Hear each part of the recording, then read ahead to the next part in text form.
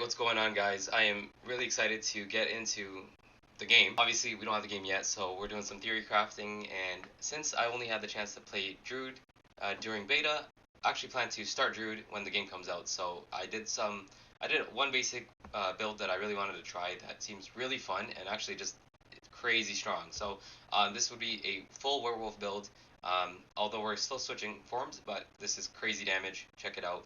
Thanks to everyone for subscribing. Appreciate it. If you're new here, consider subscribing. I'll be planning to do a lot more Diablo 4 videos as well as streaming when the game comes out. So definitely would appreciate you if you join me there as well. One thing I wanted to remind everyone is, especially with the Druid, but I think in general, to actually look at builds, you want to look at the items first, because there's so many things that you might that might alter your decision making or just damage output, and you got to start with the items. You got to start with the items, then the skills. That will help you kind of create a build a lot easier. And Druid especially, Druids are useless without legendary aspects, so you definitely need a highly aspected out character. So just keep that in mind whenever you want to do figure out strong builds. You're going to want to really consider this gear.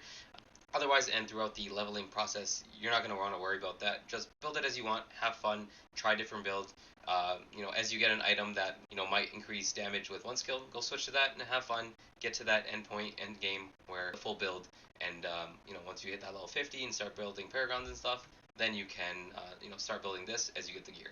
So this is obviously very gear oriented. You need the gear to make this build work, but this build is amazing, and obviously it's going to be fun and a lot of grinding. I'll leave this build in the description as well. So I'm really excited to have a chance to get this build going and actually try it out, but for now, we're just going to go over it, and I want you guys to let me know what you think. If you think it's a viable build and you think it's kind of endgame, because to me, it looks like it's a very strong endgame for all sorts of types of fights. So mobs, elites, bosses, all that kind of stuff. So, but for now, let's get into this build. This is a crazy build. So let's start with saying that there's options to change a few things out, but I currently feel that this is a solid build.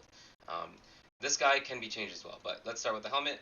We have when you use a shape-shifting skill, you gain some life. So this is just a build to pretty much fortify and keep yourself healthy while we're not running any barriers. So we're not running Earthen Bulwark, for example. So here you can get some health as well as fortify if you're full health. Next up, we got this chest armor. This makes us a werewolf as our truth form, and then +2 on all werewolf skills. Here we have critical strikes from our core skills like Shred. We'll add more attack speed, so Shred will be flying around. Our basic attack will be flying around. Everything's gonna fly around. We're gonna be stacking a lot of attack speed, fortification, as well as some tankiness in this build, as well as crit chance. I haven't calculated it, but you're probably at like 60+% crit chance half of the time in this build or more. And we're gonna throw some tankiness on, like I mentioned, no barriers and stuff. We want some damage reduction. We're gonna be werewolf a lot. Here we actually have Hurricane involved. So Hurricane is actually used in this build, which I feel like is unique and cool. And Hurricane is really like a support item. It's not going to be meant to doing a lot of damage, and it's not being used for damage. It's actually used just to help our other skills.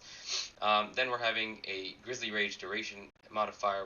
We have Aspect of the Rampaging Werebeast, so 5 more seconds, as well as adding crit strike damage by 10% during the duration. So this, I'm not sure how it stacks exactly, and I don't think that 10% gets doubled here. So it's possible if you don't need 10 seconds on the Grizzly Rage, which you might want, you can move this over to either a ring or something else and move something else into the weapon slot.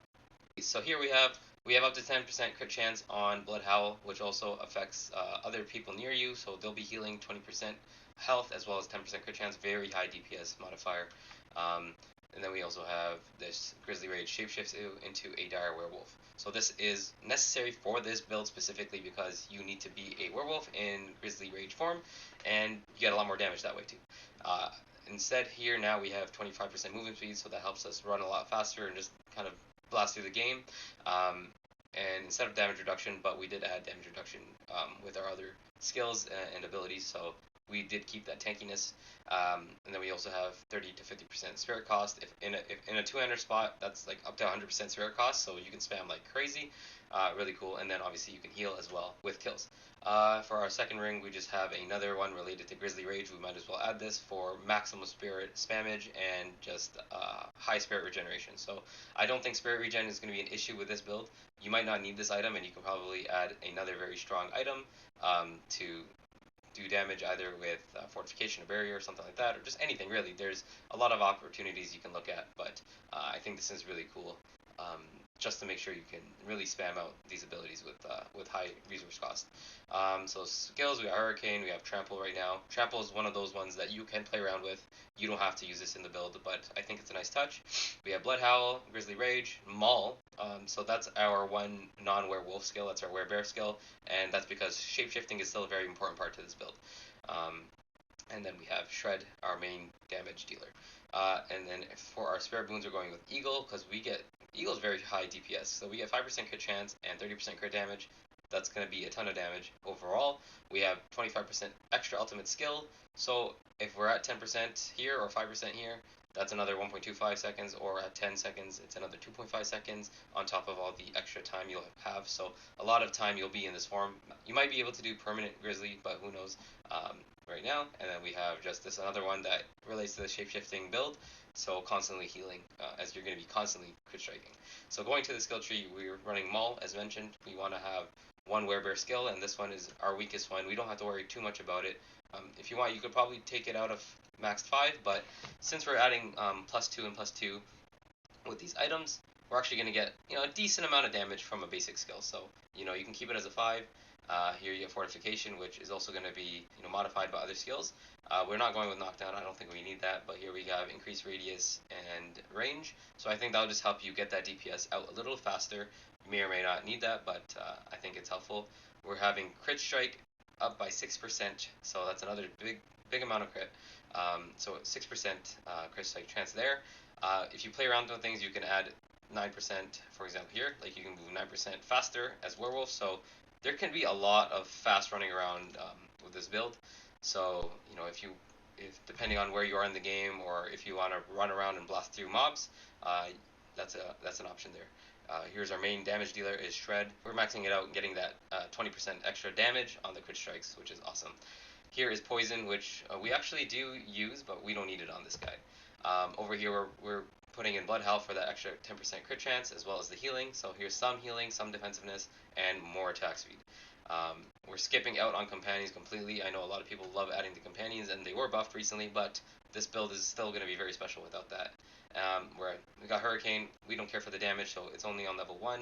We have a slow, so for some CC, which will help other damage dealers, and we have vulnerable to help with more damage dealers. Over here, we just did this so we can get 15% extra time on Hurricane, just to keep it up as much as possible. Over here we have that 30% for Envenom, 30% extra crit damage when they're poisoned. And how are we going to poison them? We're going to use this. So we're going to use our werewolf skills, which is almost everything, and we're going to be critting almost all the time. So pretty much you're always going to be poisoning an enemy here for 4 seconds, and even just your main damage dealer is going to be poisoning them, so constant poison, and that's another 30% damage. And currently on this build we have trample for movement as well as spirit regen, so you'll never run out of spirit in this, so you can probably even move to this and get more fortification. So tankiness without really building too hard of a tank. Very functional skills there. Over here we have our ability here, our ultimate for Grizzly Rage, max that out of course, and more fortification, 8% life per second. And here is why we need to be shapeshifting a bit. So here we're adding 15% increased damage on our shapeshifted skill. So going from a Maul to a Shred, 15% extra damage on that whole ability, which is awesome. Or from Maul to Grizzly Rage, I'm not sure if that 15% is affects this necessarily, because this is more of a passive skill. This might only apply to damage dealers, but we have a ton of damage dealers, so this is definitely going to work really well, and you can switch back and forth if you want.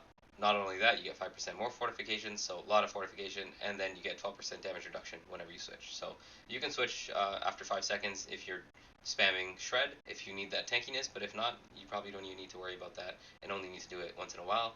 And then more for that fortification, we have 15% more fortification, another chance for more fortification here, as well as, currently at 2 out of 3, we have 6% extra or reduced duration of control effects. So if you're ever stunned, which lasts very long in this game, and triple the effect with fortifications. So 18% in that case, which is really good, and I think very functional.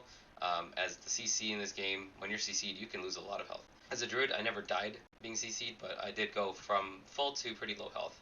Then we're throwing on Lupine Ferocity for that werewolf damage, extra 6 skill, We don't care about the crit chance because we're hitting crits all the time, but we're hitting 60% increased damage, which is going to be crazy. So yeah, you can time that with your third hit of the shred. I'm not sure if that's going to be the whole sixth shred or that sixth attack from shred, which I think will be the latter.